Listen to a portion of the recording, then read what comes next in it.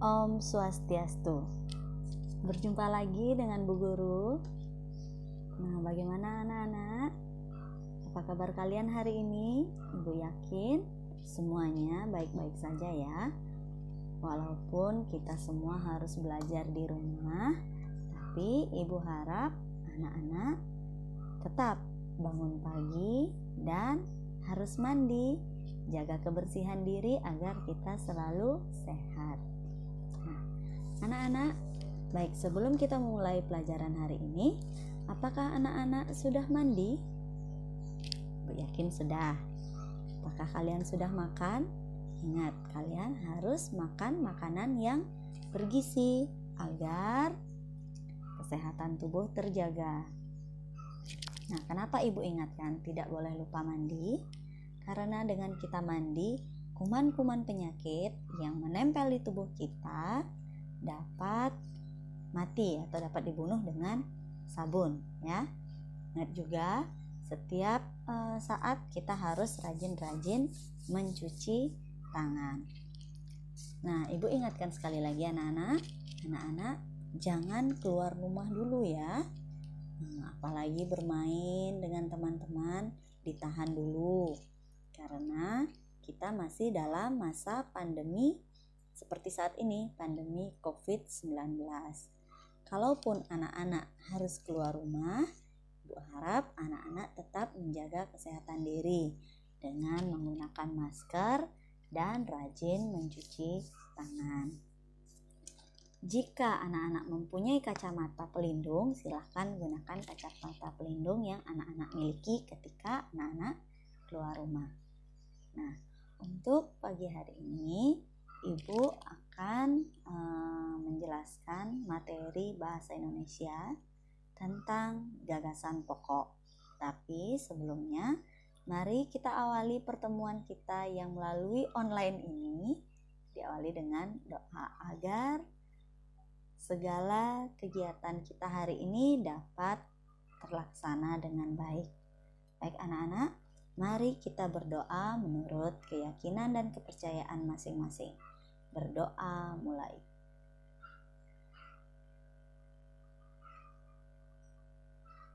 Selesai. Nah, anak-anak, di sini Ibu akan menjelaskan tentang gagasan pokok dan informasi penting dalam teks laporan pengamatan. Tapi sebelumnya Ibu akan menjelaskan dulu bagaimana cara menemukan informasi penting dalam suatu bacaan. Bagaimana cara menemukan gagasan pokok atau ide pokok dalam suatu bacaan. Ibu yakin pelajaran ini, penjelasan seperti ini anak-anak sudah pernah dapatkan dari anak-anak duduk di kelas 4. Tetapi di kelas 6 ini, di semester 1 ini, Ibu akan menjelaskan kembali. Siapa tahu ada anak-anak yang sudah lupa. Ya, tapi Ibu harap anak-anak tidak boleh lupa karena bagi cara menentukan gagasan pokok ini akan anak-anak gunakan seterusnya sampai anak-anak kuliah. Materi seperti ini akan anak-anak dapatkan lagi ya. Jadi di SMP akan didapatkan lagi, di SMA, kemudian nanti kalian sudah jenjang kuliah pasti akan mendapatkan materi seperti ini lagi. Nah, di sini mari kita sama-sama perhatikan penjelasan dari Ibu Guru. Anak-anak sudah siap belajar kan? Silahkan disiapkan dulu buku dan pensilnya. Nah, baik. Kita lanjut penjelasan dari Ibu Guru. Anak-anak, menemukan informasi penting dalam suatu bacaan. Yang pertama, bacaan terdiri atas beberapa paragraf. Ya, jelas. Suatu bacaan itu pasti terdiri atas beberapa paragraf. Ada yang terdiri atas 2 paragraf, 3 paragraf, dan seterusnya. Kemudian paragraf terdiri atas 1 kalimat utama dan beberapa kalimat penjelas. terdiri atas satu kalimat utama dan beberapa kalimat penjelas. Nah, sebentar Ibu akan menjelaskan apa itu kalimat utama dan kalimat penjelas. Kemudian kalimat utama. Kalimat utama itu biasanya memuat ide pokok atau gagasan utama.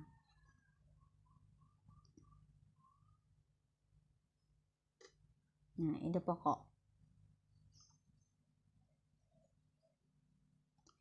Ide pokok atau gagasan utama atau gagasan pokok merupakan masalah utama atau informasi penting atau inti masalah yang dibahas dalam suatu bacaan.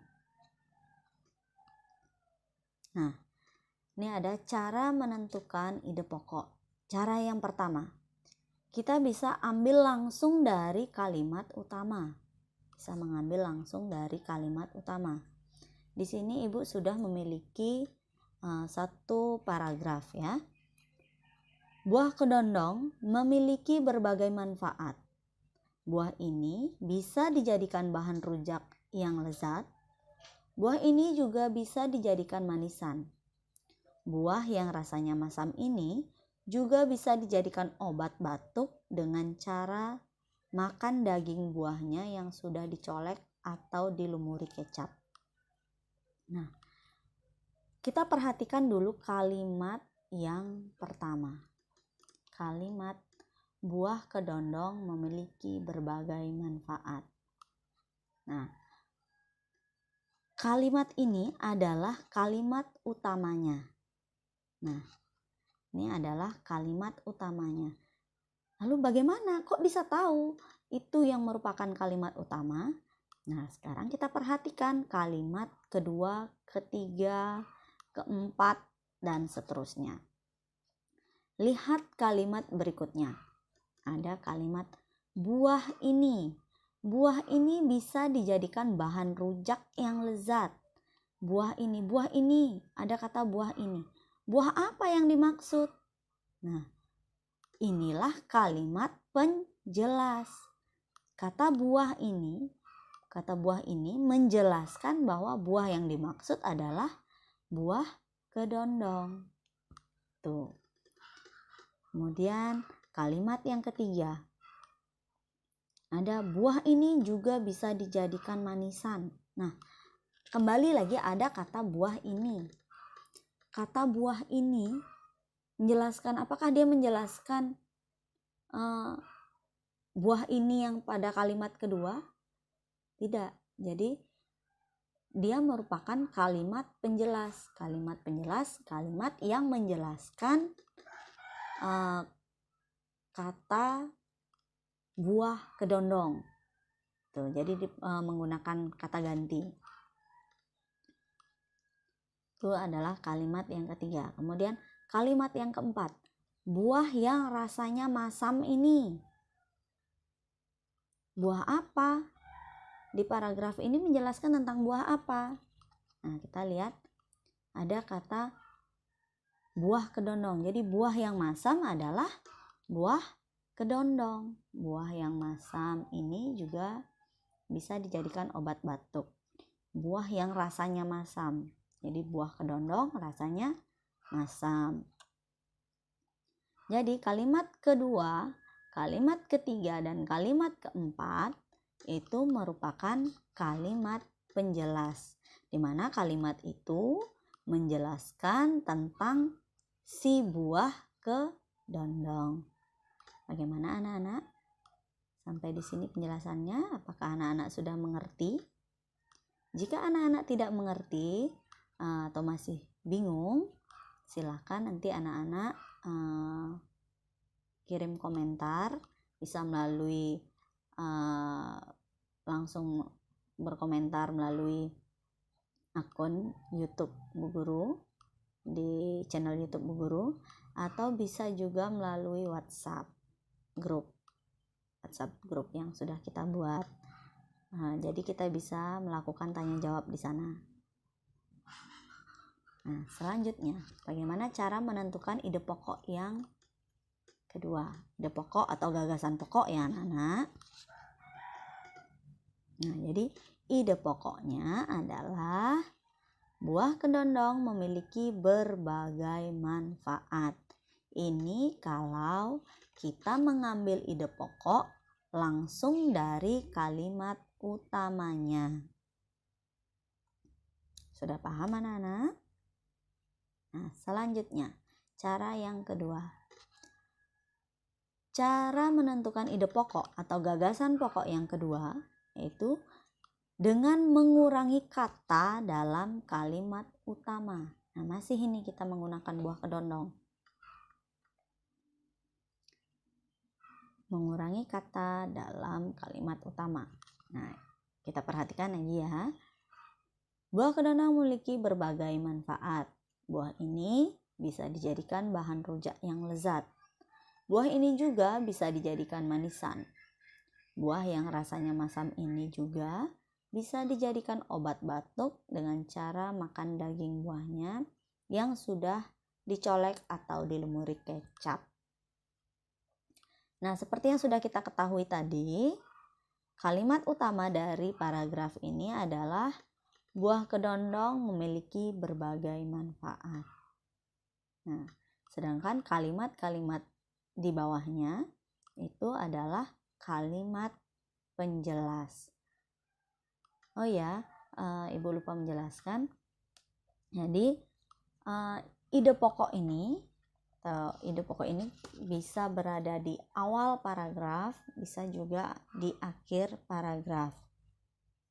Yang ide pokok berada di awal paragraf disebut dengan paragraf deduktif. Sedangkan ide pokok yang berada di akhir paragraf disebut dengan paragraf induktif. Nah, cara menentukan ide pokok yang kedua ini dengan cara mengurangi kata dalam kalimat utama katanya. Kita di sini sudah punya kalimat utamanya adalah buah kedondong memiliki berbagai manfaat. Nah, maka ide pokok paragraf di atas kita bisa buat jadi kedondong memiliki berbagai manfaat, atau kita bisa juga buat manfaat buah kedondong. Nah, bisa kita menggunakan kata seperti itu ya, manfaat buah kedondong atau kedondong memiliki berbagai manfaat. Nah, sampai di sini sudah mengerti ya. Kita lanjut cara yang ketiga. Cara yang ketiga yaitu menentukan ide pokok dengan menyimpulkan isi paragraf. Dengan menyimpulkan isi paragraf. Di sini Ibu punya satu paragraf. Ini adalah hewan berkaki 4. Hewan ini termasuk herbivora atau pemakan tumbuh-tumbuhan. Dagingnya menjadi komoditas pokok di Indonesia. Susunya dapat diolah menjadi minuman yang menyehatkan tubuh. Saat Hari Raya Idul Adha, hewan ini sering dijadikan hewan kurban. Hewan ini adalah hewan ini adalah sapi. Kalau kita lihat paragraf ini, lihat ada kata ini adalah hewan berkaki 4. Kemudian kita perhatikan di kalimat terakhir. Hewan ini adalah sapi. Jadi ini adalah hewan berkaki 4. Kalimat ini menjelaskan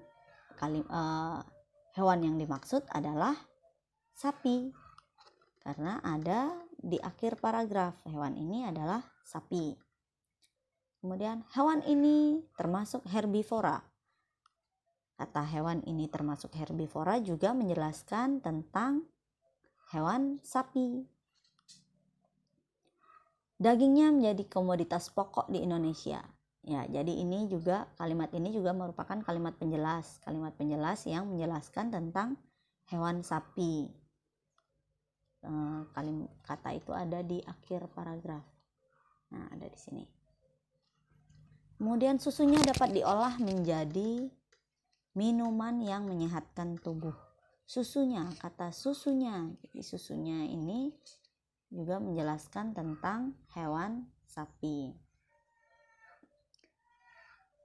Dia adalah merupakan hewan kurban. Hewan kurban juga di sini menjelaskan tentang sapi. Tapi cara menentukan ide pokok yang ketiga adalah dengan menyimpulkan isi paragraf.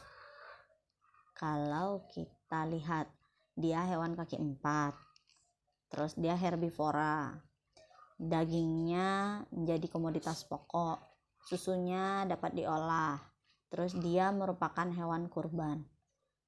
Kalau kita simpulkan, berarti ide pokok dari paragraf ini adalah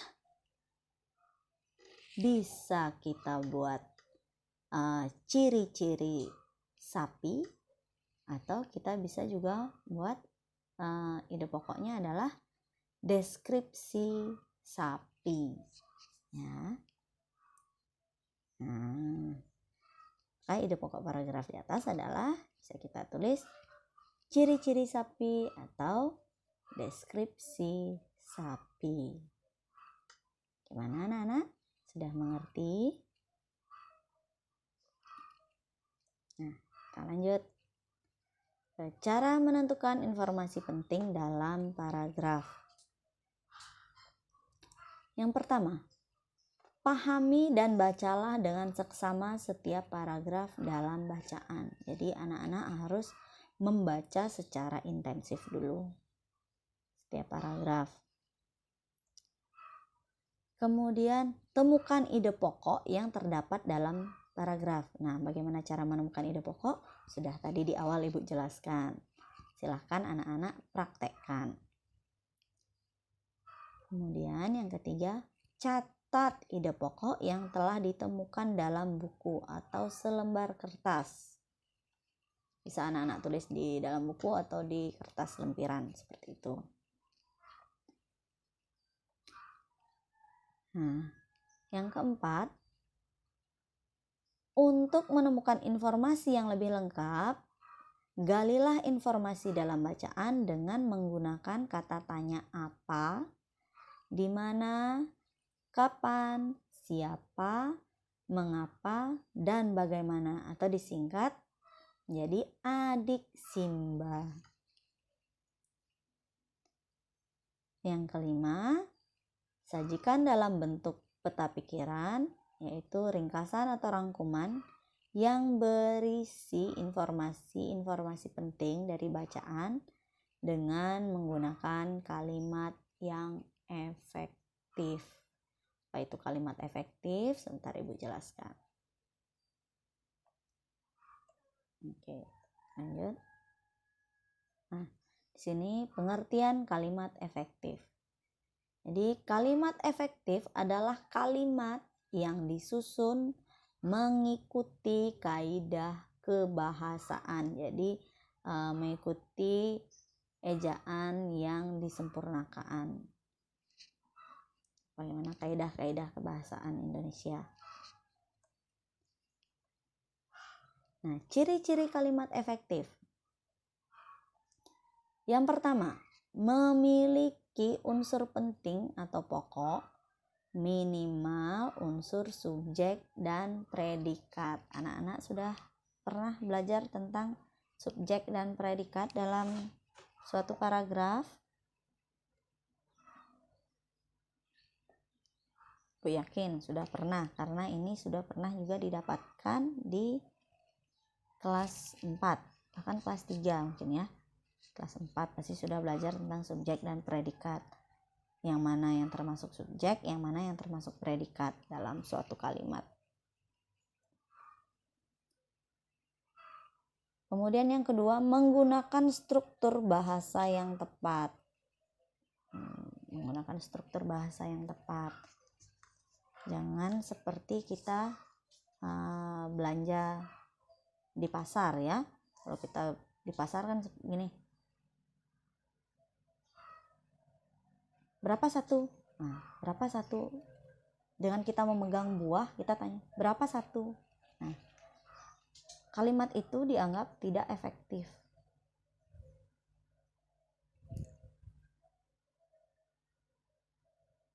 Jika kita gunakan dalam bahasa yang formal.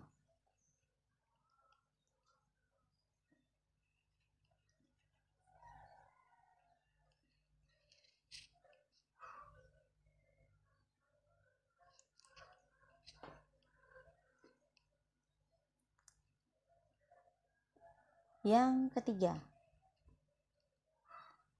memenuhi kaidah ejaan yang berlaku. Ya, memenuhi kaidah ejaan yang berlaku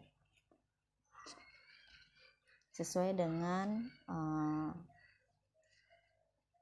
ejaan yang disempurnakan dalam bahasa Indonesia, ya. Yang keempat, menggunakan pilihan kata atau diksi yang tepat dan sesuai dengan kebutuhan.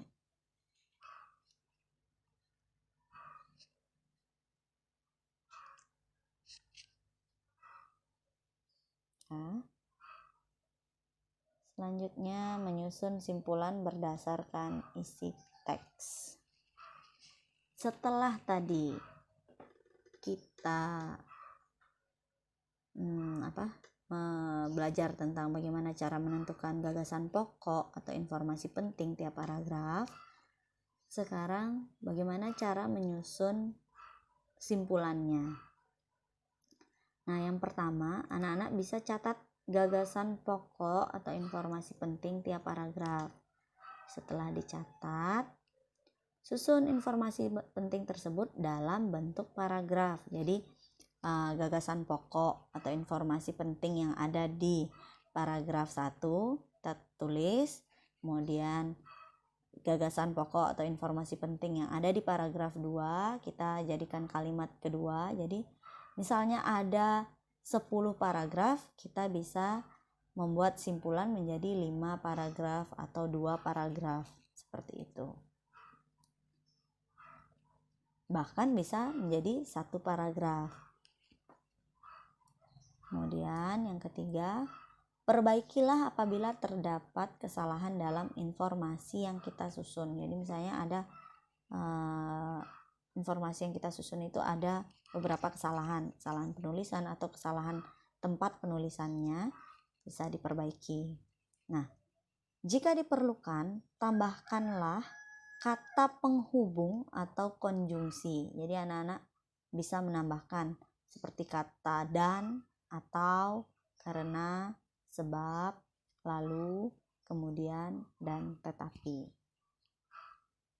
Nah, demikianlah penjelasan Ibu hari ini.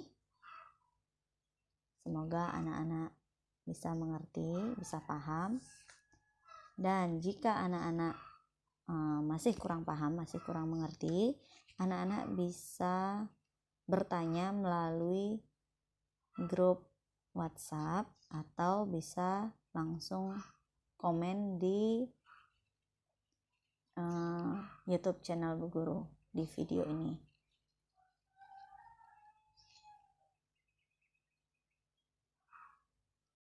Nah, demikianlah anak-anak penjelasan dari Bu Guru. Semoga anak-anak semakin rajin belajarnya. Semoga anak-anak juga tetap bersemangat dalam belajar. Semoga anak-anak paham apa yang Ibu jelaskan melalui video. Walaupun saat ini kita tidak bisa dipertemukan karena pandemi COVID-19 ini, semoga melalui video ini anak-anak tetap bisa belajar, tetap bisa menyerap apa yang Ibu jelaskan. Nah, anak-anak, jika anak-anak belum paham apa yang tadi telah Ibu jelaskan, boleh anak-anak screenshot videonya bagian mana yang anak-anak tidak mengerti, dan anak-anak kirimkan melalui WhatsApp grup yang telah kita buat. Semoga apa yang anak-anak pelajari hari ini dapat menjadi ilmu di masa depan nanti. Nah, Sebelum kita akhiri pertemuan kita hari ini, mari kita berdoa mengucap syukur atas apa yang telah Tuhan berikan hari ini, karena pada kegiatan hari ini dapat berjalan dengan baik dan lancar. Baik anak-anak, mari kita berdoa menurut keyakinan dan kepercayaan masing-masing. Berdoa mulai.